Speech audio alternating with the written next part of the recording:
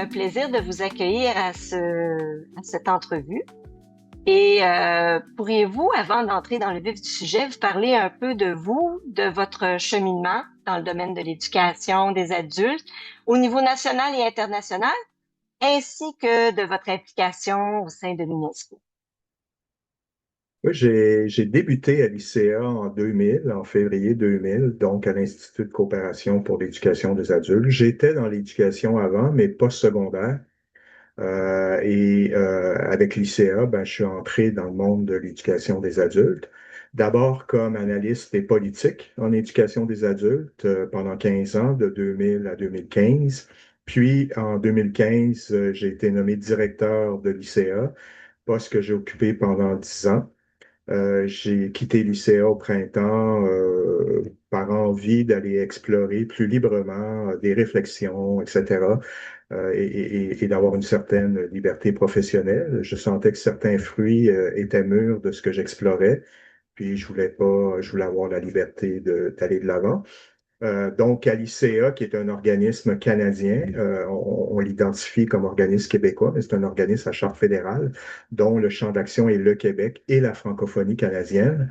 Donc, dès mon entrée à l'ICA, j'ai commencé à faire des collaborations avec l'ancêtre du RESDAC, la Fédération canadienne de l'alphabétisation en français, et j'ai toujours eu, au fil des années, des échanges, des collaborations avec les francophones en situation minoritaire au Canada.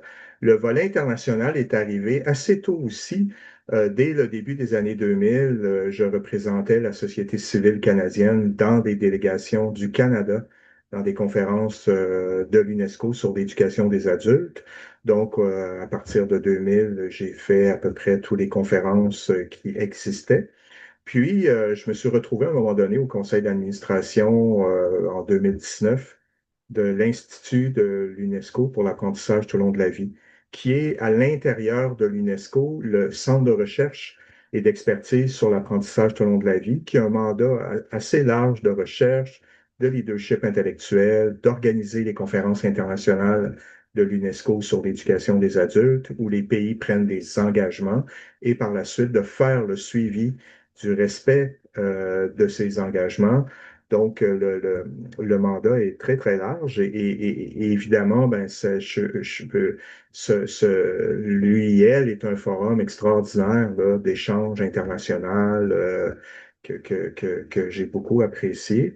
Je suis devenu président en 2020, quelques mois avant la pandémie. Donc, tout ça a façonné les réalités discutées, le changement complet des points de référence dans la discussion internationale, l'accentuation des inégalités entre le Nord et le Sud sur les moyens du numérique.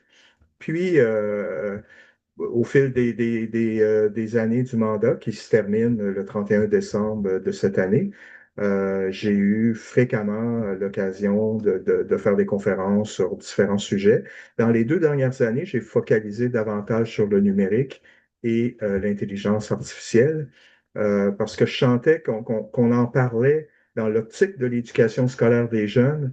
On en parlait moins, on étant le débat international, on en parlait moins sous l'angle des adultes et ça ouvre des problématiques différentes. Les adultes peuvent utiliser le numérique, l'IA au travail, à des fins personnelles, etc. Quand on en discute auprès des jeunes, ben c'est à l'intérieur du cadre scolaire, avec des enseignants réfractaires ou non, etc. Donc, c'est tout à fait différent. Et j'ai focalisé sur ce thème depuis 2 ans. Puis, l'effet boule de neige, c'est plus on parle d'un sujet, plus les gens nous entendent parler d'un sujet, plus on les invite pour parler sur le sujet. Mais à chaque fois, faut pousser, faut pousser sa réflexion. C'est tout le temps des occasions de faire le point aussi. Et il n'y a rien de mieux que de présenter en public en regardant le non-verbal des gens devant pour savoir si on est pertinent, intéressant ou non. C'est un test, le test de la réalité. Puis, fait que j'aime beaucoup ça, cette interaction pour voir là, quels sont les éléments intéressants ou non. Donc, grosso modo, maintenant, j'ai le statut officiel de consultant en éducation des adultes. Donc, je continue d'explorer par moi-même, de faire des projets à gauche, à droite avec des organismes, puis de pousser ma réflexion au sein de l'UNESCO. Là, je fais partie un petit peu de ces gens qui, à l'international, discutent de ces questions. Donc, j'essaie d'intervenir le plus fréquemment possible dans ces débats pour donner un angle éducation des adultes. Merci beaucoup. Vous avez répondu en partie à ma deuxième question. Est-ce que l'intelligence artificielle est devenue un enjeu central dans votre réflexion et vos actions dans le domaine de la formation des adultes? Est-ce qu'il y a eu un événement marquant ou déclencheur qui a amené l'intelligence artificielle dans le centre de votre réflexion? Oui, il y a une anecdote.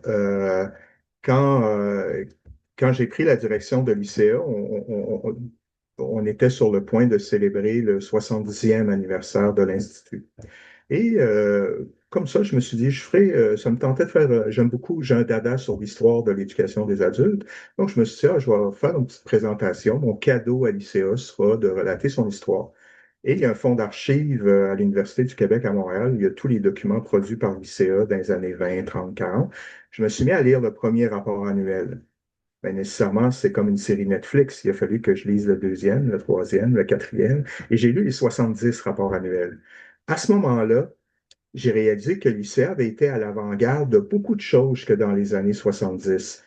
L'éducation populaire, le développement régional, l'alphabétisation des adultes, etc. Mais je trouvais qu'on était à l'avant-garde de pas grand-chose autour des années 2015. Et là, je me suis posé la question qui a déclenché la réflexion. Qu'est-ce qui est nouveau en éducation des adultes présentement, en 2015? Et nécessairement, le numérique prenait son envol. Le secteur privé, les EdTech, etc., la formation en ligne, les MOOC et compagnie. Et là, je me suis mis très méthodiquement à documenter, à faire une veille sur le développement du numérique.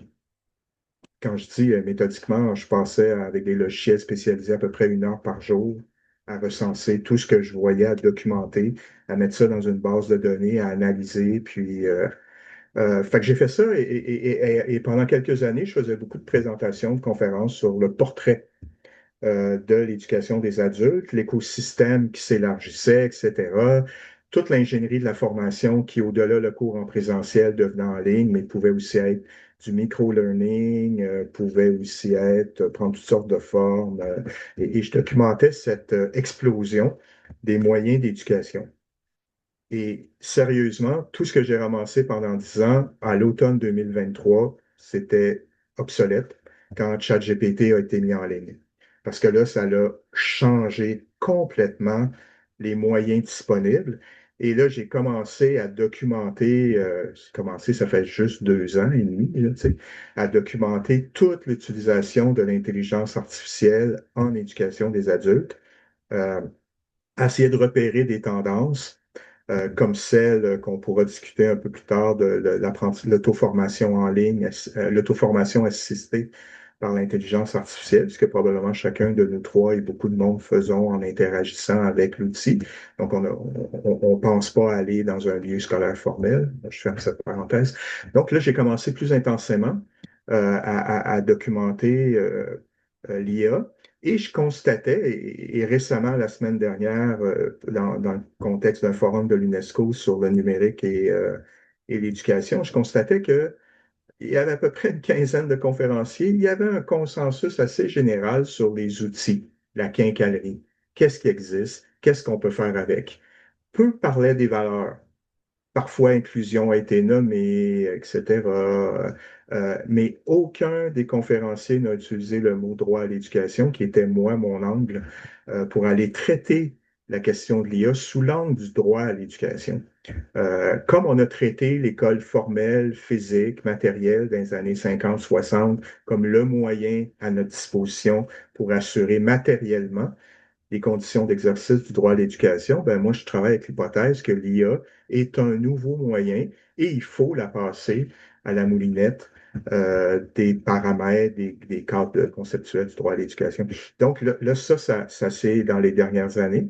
Mais c'est vraiment l'anecdote, c'est quand je me suis demandé en 2015 qu'est-ce qui est nouveau et le numérique était nouveau. J'ai plongé dans le numérique et à chaque jour, à chaque semaine, je veux dire, je voyais des tendances, etc. Et ce que je retenais à cette époque-là, c'est le marché privé des EdTech.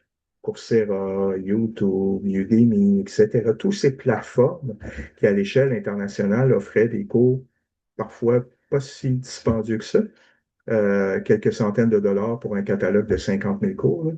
Là. C'est à peu près le prix d'un cours universitaire avec un enseignant, un syllabus, etc. Là. Euh, et, et- mais vraiment, là, depuis 2022, même quand je fais des conférences ou quand j'écris des articles, c'est fort possible qu'il n'y aura aucune source prédatant 2023. Parce que pour moi, il y a eu un contrôle all delete. Même quelqu'un qui parle de l'éducation présentielle maintenant doit, pour moi, la situer par rapport à l'IA, parce que c'est le trou noir, un peu, le trou noir dans l'univers de l'éducation qui attire les discussions, qui attire les fonds, qui attire, etc., là, les pédagogues. Comment les avancées de l'intelligence artificielle générative modifient-elles concrètement le domaine de l'éducation des adultes et de l'apprentissage tout au long de la vie? Pourriez-vous nous aider à mieux comprendre ces transformations? La réponse courte, c'est un nouveau moyen. Moi, je suis assez neutre et agnostique en première analyse. Je ne regarde pas ce que c'est bon, pas bon. C'est un moyen, c'est un outil. Le tableau noir, le rétroprojecteur, l'ordinateur. On oublie que l'école, la classe est un moyen de mettre les gens ensemble. Puis on oublie aussi qu'un parcours scolaire qui va graduellement, tu débutes quand tu es jeune, tu avances, puis qu'il y a plusieurs disciplines, c'est un moyen qui est apparu au Moyen Âge, etc. Mais vu que on a grandi là-dedans, on oublie, on le voit comme la normalité, mais ça a été des technologies et des moyens mis en place. Donc, il y a un nouveau moyen qui a du potentiel. Donc, la question d'ingénierie pédagogique, c'est comment on peut l'utiliser pour favoriser l'apprentissage. C'est l'apprentissage qui est important dans tout ça. Fait que ça et ce moyen-là, il y a beaucoup de potentiel donc sur l'accès au savoir. Parce que si on décortique les Large Language Models, les LLM, qu'est-ce que l'intelligence artificielle? C'est des algorithmes, une grosse machine à calculer. Mais les données d'entraînement, c'est des masses colossales de savoir. C'est à notre époque les nouveaux moyens qu'on a pour systématiser des connaissances. Il y a eu au 18e siècle l'encyclopédie, qui était une manière de ramasser beaucoup de contenu pour favoriser la connaissance générale, mais l'apprentissage. Il y a eu au Moyen Âge, les moines écrivaient des sommes théologiques pour ramasser un paquet d'affaires. L'ordre alphabétique, l'index, l'apparition du livre, etc. Ça a tout été des technologies dont un des effets était de systématiser des connaissances. Maintenant, c'est des LLM. Ça, c'est des moyens.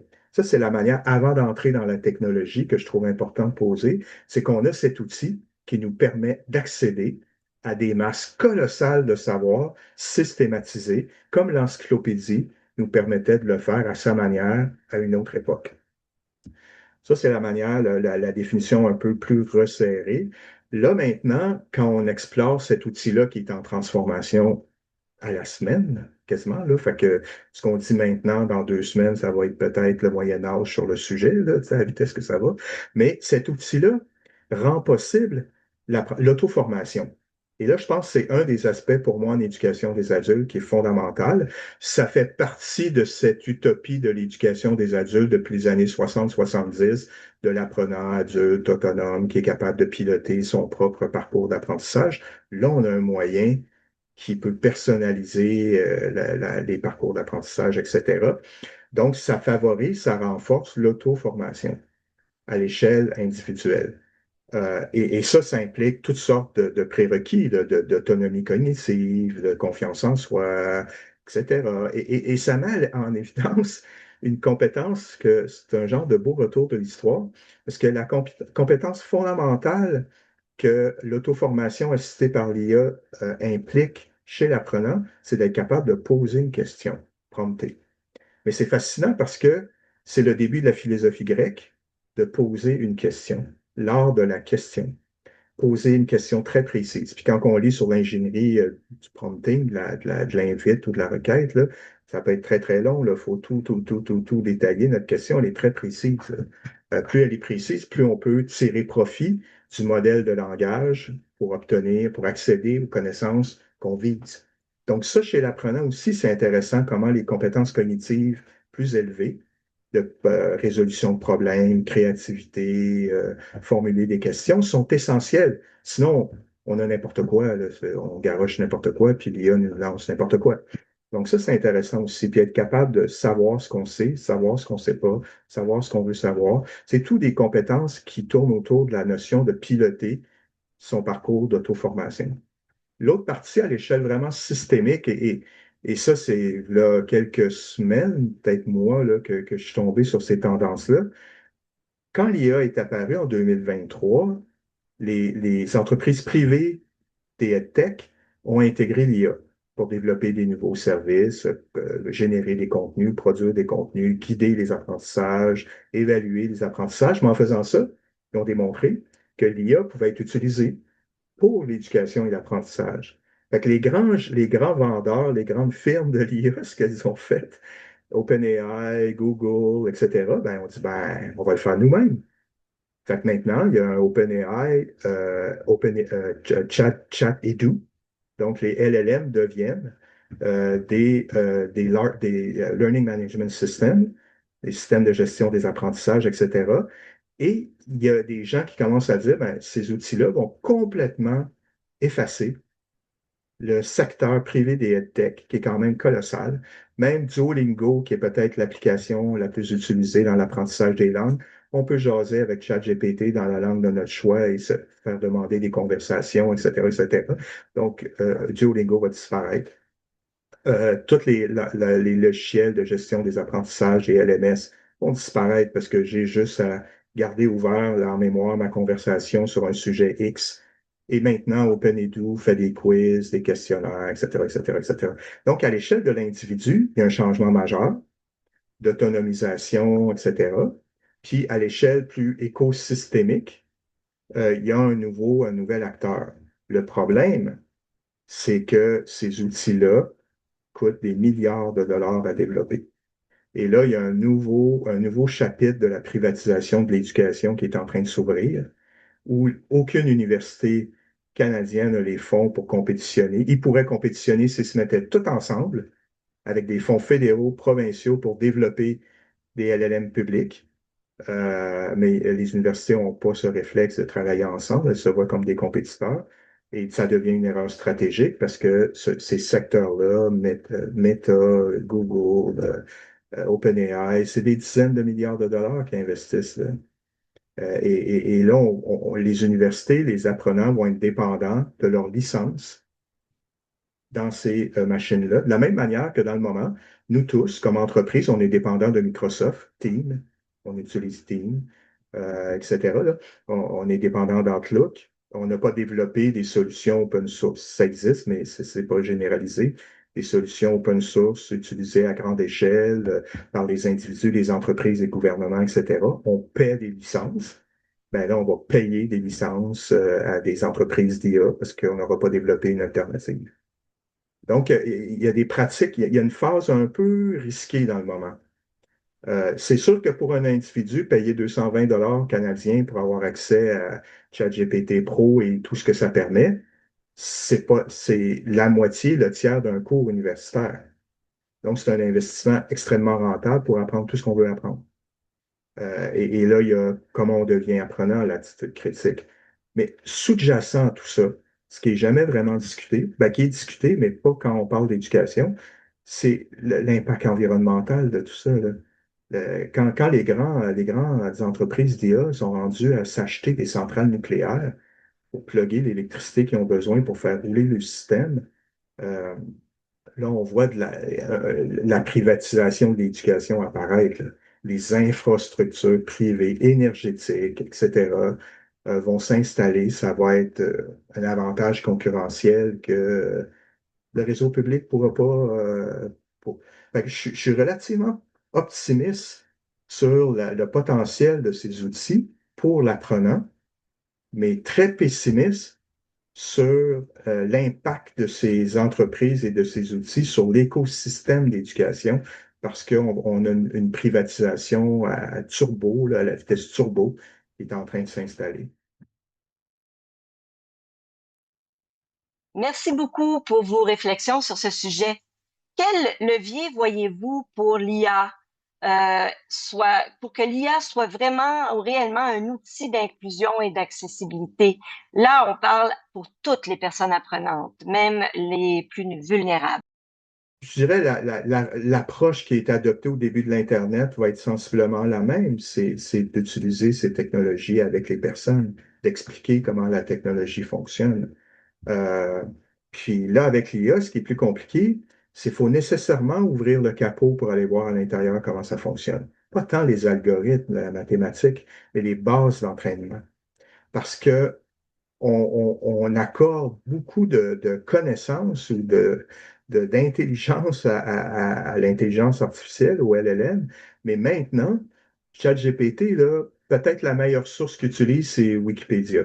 Pour le reste, c'est vraiment des sources de piètre qualité.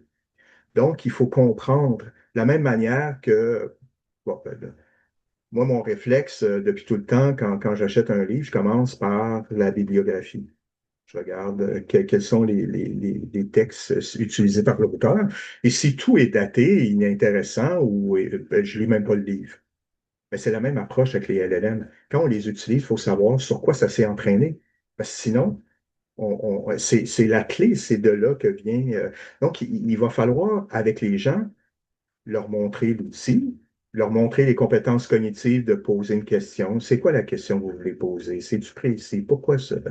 Puis détailler, les amener à développer cette capacité de poser la question qui est à la base du prompt, mais aussi les amener à comprendre les sources parce qu'il y a de plus en plus d'LLM, ils ne sont pas sur les mêmes sources. Il y a des IA hyper spécialisés qui ont des sources scientifiques, par exemple, etc. Et on a vu un effet de ça quelques mois où l'entreprise de manuels scolaires Pearson, ces livres de psychologie, chimie, etc., qui coûtaient 200, 300 pièces qui étaient utilisés, eux avaient du contenu validé, mais n'avaient pas d'IA. Microsoft a l'IA et a aussi le LinkedIn Learning, là, ça appartient à Microsoft, mais n'avait pas de contenu validé. Ils ont signé une entente pour que les contenus tous les livres de Pearson écrits, validés par des scientifiques depuis des années, soient maintenant à la base de LLM spécialisés en éducation de Microsoft. Fait que là, on voit comment, si on creuse Copilot, par exemple, qui est intégré dans Microsoft, va aller s'alimenter de ces matières-là. Donc là, on peut peut-être y faire plus confiance que ChatGPT qui, au mieux, est sur Wikipédia. Là, tu sais. Donc, il va falloir développer avec les gens l'outil. Il va falloir développer la littératie IA là, pour mettre le mot officiel, AI literacy, là, pour mettre le mot officiel sur qui est pas, c'est pas comme apprendre Word où il y a des tonnes de fonctionnalités. Il y a juste un espace où on met une question. C'est tout. Donc, qu'est-ce qu'on montre? La question, mais qu'est-ce qui se passe dans la boîte noire après, etc. Donc, il faut rentrer, c'est pas juste, voici comment on fait des caractères gras sur Word, c'est pas une série de fonctionnalités, il y a c'est tout. Il y a quelques paramètres là, qui sont pas inutiles, là, mais fait que et là, il va falloir rentrer. Et ce qui arrive, c'est que les gens sont plus vite que les éducateurs. Les gens sont plus vite que le réseau d'éducation parce que déjà, l'IA est intégrée dans la vie quotidienne des gens pour toutes sortes de loisirs, poser des questions sur la santé, etc. Donc, les gens ont un pas d'avance. Là, est-ce que les gens les plus marginalisés, qui ont peut-être même pas de téléphone, pas connectés, etc., donc ça prend nécessairement l'outil, tu sais, il y a une interface, eux, est-ce qu'ils ont accès? Non, ils n'avaient pas plus accès à l'Internet, donc ils n'ont pas plus accès à l'IA, là. Mais les gens les plus marginalisés deviennent une minorité de plus en plus dans nos sociétés. Le Canada en particulier, c'est près du 2 tiers de la population qui a du postsecondaire. On est le deuxième pays le plus scolarisé au monde.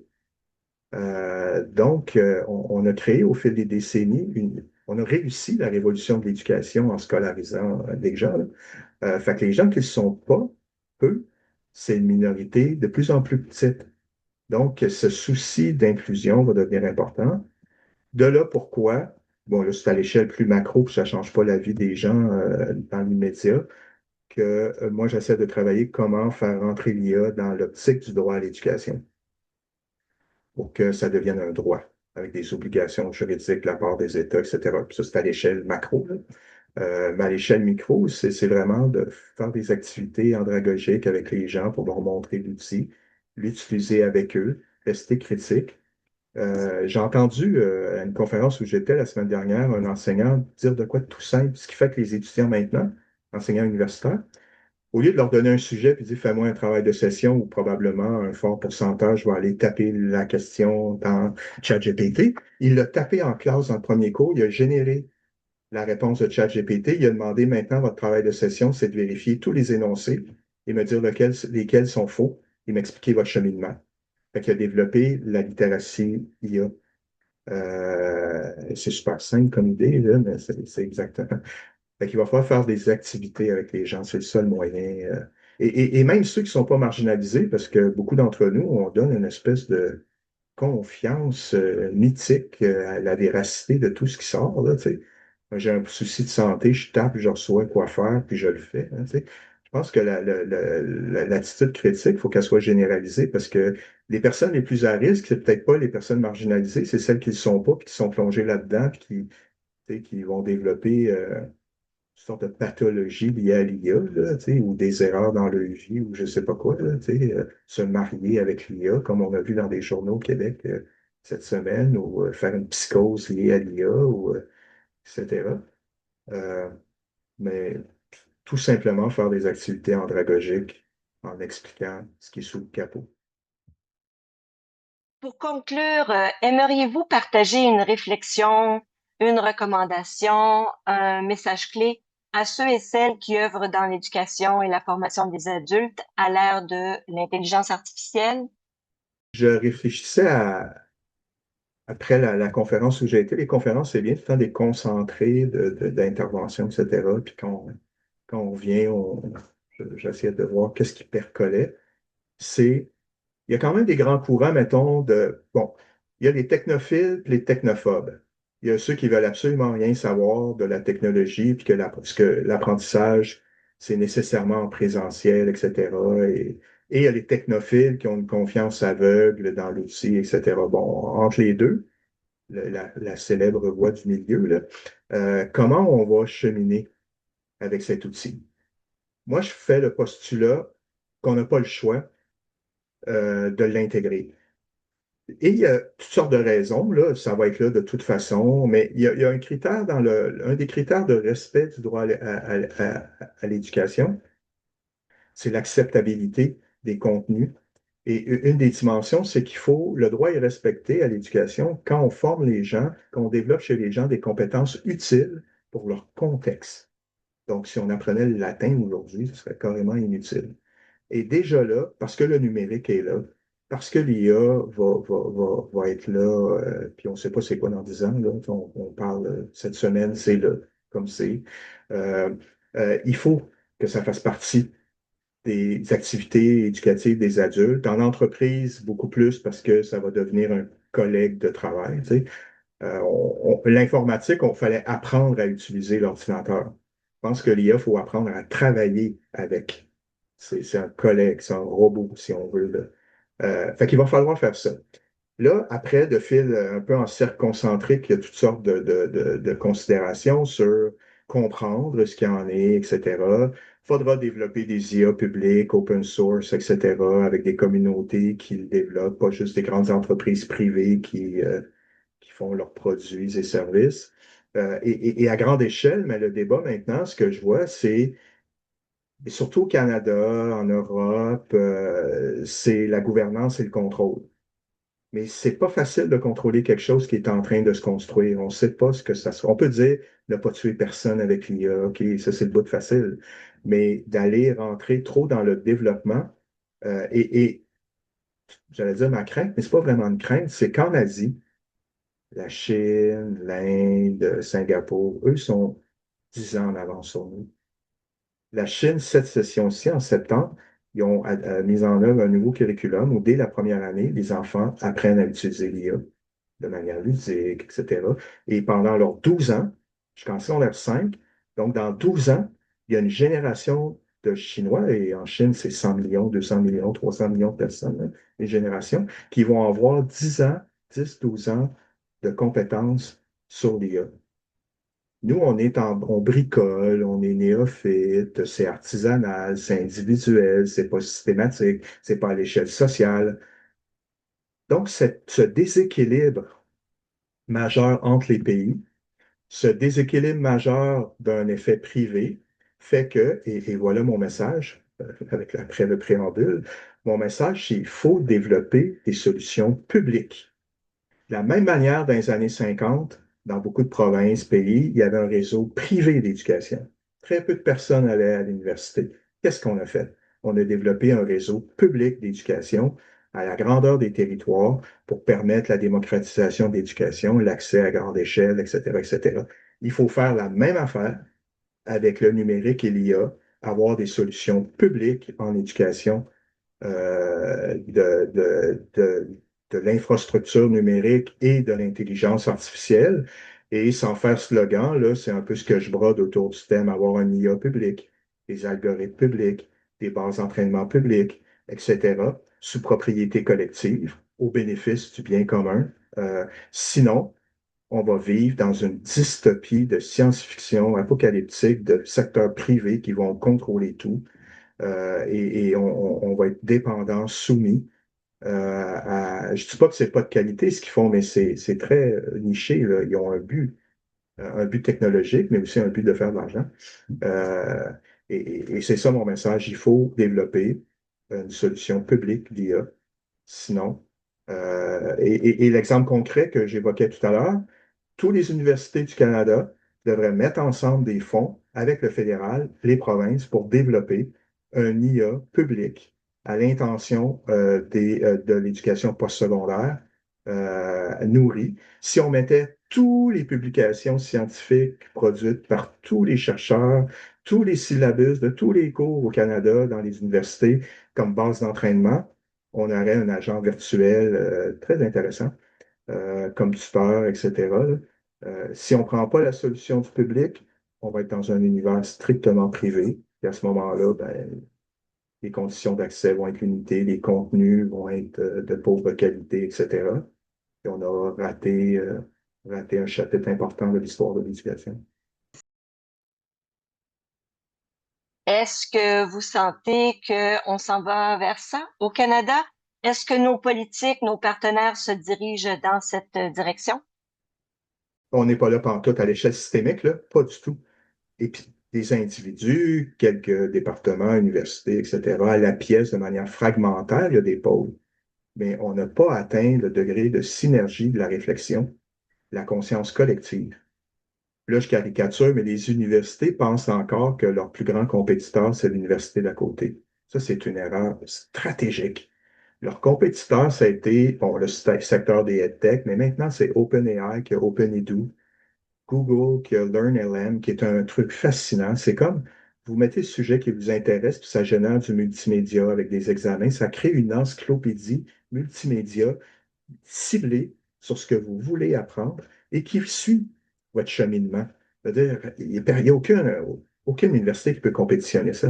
Donc, il va falloir mettre ensemble, penser le public collectivement. Et ça, on n'est pas là. Ça va prendre des fonds aussi. Il va falloir développer des solutions éducatives et on n'est pas là encore. C'est le privé qui occupe tout le terrain. Et le discours public est souvent sur les freins, là. C'est un peu un discours moralisateur, c'est pas bon, faut pas l'utiliser, faut le contrôler, ça prend des moratoires, etc. C'est un discours de valeur et qui prend pas de front la technologie pour la développer au service du bien public. On réglemente, etc. Mais quand on regarde en Asie, là, ils sont partis, eux, là. Ils font pas. C'est sûr que c'est pas toutes des démocraties, puis c'est pratique d'avoir un gouvernement central, autoritaire, qui dit on s'en va par là, puis tout le monde suit, là. Mais le degré d'intégration de la technologie de l'IA est tellement avancé que même pour quelqu'un comme moi qui intellectuellement connaît ça, puis j'utilise des babelles, je suis dépaysé quand j'arrive en Asie. J'ai l'impression d'être, coudonc, je suis comme ce vieux film français, Les Visiteurs, là, je viens du Moyen Âge, puis on a catapulté dans le futur. Puis me voilà, tu sais, puis je me sens un peu comme ça, tu sais, coudonc, mais on n'est pas là du tout. Et de réduire les politiques fédérales de l'IA au secteur industriel de l'IA. Il y a une consultation présentement là, sur les orientations du Canada en IA. C'est fondamentalement le secteur industriel. Comment développer une industrie de l'IA. Mais c'est un pays au complet là, qu'il faut. C'est ce que les Chinois font là, dès la première année. Il faut commencer là. Faut préparer la prochaine génération. C'est systémique. Ça, on n'est absolument pas là. On va être dépendant de solutions privées de d'autres pays, peut-être, mais d'autres, c'est assurément les États-Unis, la Chine, l'Inde, etc. C'est un portrait très intéressant de la situation dans laquelle on se trouve présentement. Est-ce que, selon vous, les avancées technologiques nous poussent-elles à redécouvrir l'importance de l'esprit critique et du jugement? Apprentissage comme formuler une question, chercher une réponse et utiliser la technologie et aussi d'autres humains, là, là, on parle de l'IA, mais la technologie comme moyen d'exploration, là, on est sur la bonne track. On est sur la bonne voie, là, c'est certain. Mais si on fait juste bêtement poser une question tout croche, puis prendre pour la vérité la réponse tout croche qui sortira, euh, et c'est pas juste lié à l'IA, il ne faut pas faire ça non plus avec les personnes. Il y a des charlatans humains. On ouvre la télé, il y a plein de gens, etc. Cette attitude critique, elle est pertinente pour toutes les sources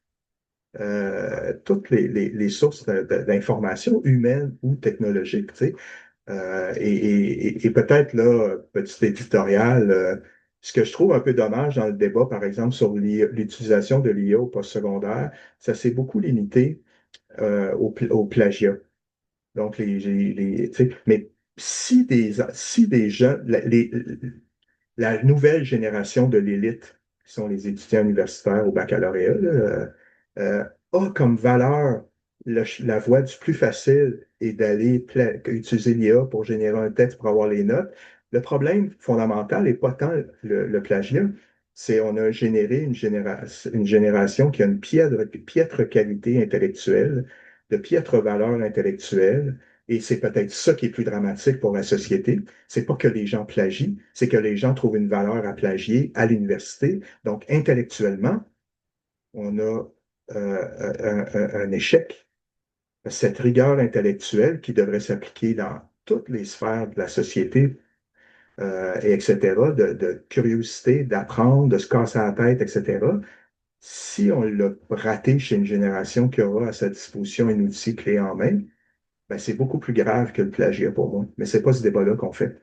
Comment, comme société, on a sous-développé l'intégrité intellectuelle et scientifique de l'élite de demain. Ça, c'est beaucoup plus inquiétant que de dire il a copié. Mais c'est pas le débat qu'on fait, malheureusement. Un grand merci, Daniel Barry, pour cette discussion captivante sur l'intelligence artificielle et son impact dans l'écosystème de l'éducation des adultes et de l'apprentissage tout au long de la vie.